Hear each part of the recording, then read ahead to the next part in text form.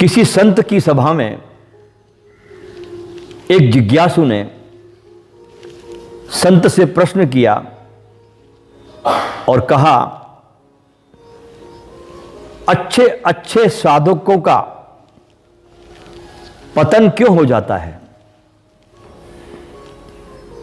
देखिए, ऊंचाई पे जब जाता है साधक तभी गिरने का डर चालू हो जाता है। जो नीचे नाली में पड़ा वो कभी नहीं गिरता, वो तो गिरा ही हुआ है, और क्या उसका गिरना होगा। इसलिए हमारे पास एक शब्द है, योग भ्रष्ट। हमारे पास भोग भ्रष्ट शब्द नहीं है, क्योंकि भोग तो भ्रष्ट है ही, तो गिरा ही हुआ नीचे।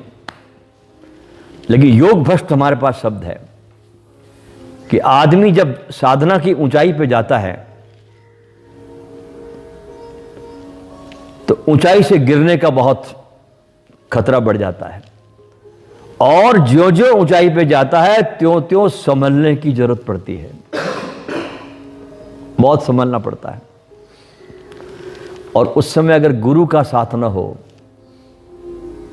गुरु की दृष्टि तुम्हारे पर न हो, तो गिरना अवश्यंभावी है। लेकिन गुरु तुम्हारे साथ है, यह घटना कभी नहीं घटती। गुरु सदा तुम्हें संभाले रखता है, उचित निर्देशन तुमको मिलते रहते हैं, कब कौन सा कदम उठाना, ये सब शिष्य गुरु के द्वारा, जो कि अब शरीर में नहीं है, भगवान बन गए, उनके द्वारा शिष्य निर्देशित होते रहता है। तो पतन क्यों हो जाता है? बहुत ऊंचाई पर जाकर भी बहुत से साधक दिशा भ्रमित हो जाते हैं। इस पतन से बचने का कोई उपाय हो तो बताइए। एक शिष्य ने अपने गुरु से पूछा, इस पतन से बचने का कोई उपाय हो तो बताइए। संत शांत स्वर में बोले, प्रेम करो, ब्रह्म विद्या के दाता से प्रेम करो, सद्गुरु से प्रेम करो, जो ब्रह्म के दाता है।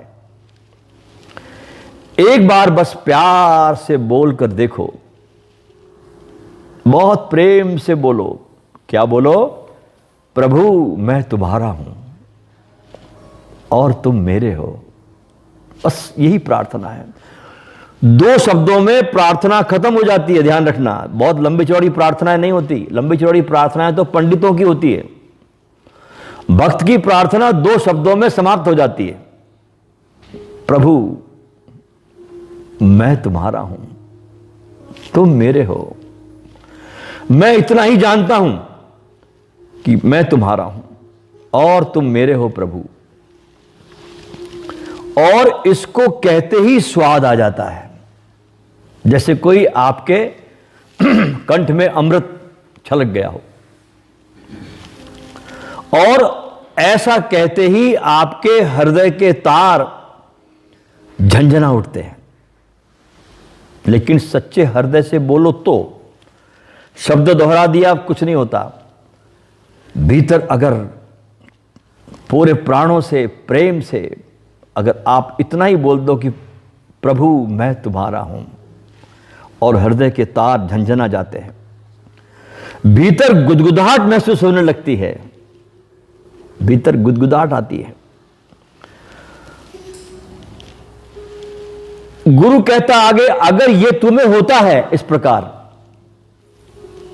अगर ये तुम्हें होता है तो जानना कि तुम्हारी गाड़ी शिष्यत्व की पटरी पर बिल्कुल ठीक ठीक दौड़ रही है। अगर ये तुम्हें होता है तो।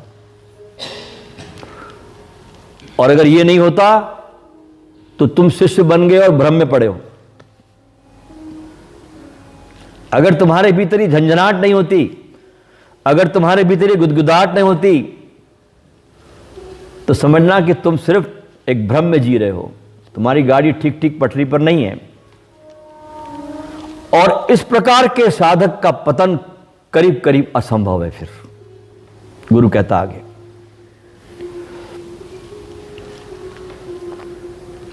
मात्र ब्रह्म की विद्या को जानना ज्ञान को जानना व्यक्ति को रूखा सूखा बना देता है। एक व्यक्ति खूब ज्ञान को जान ले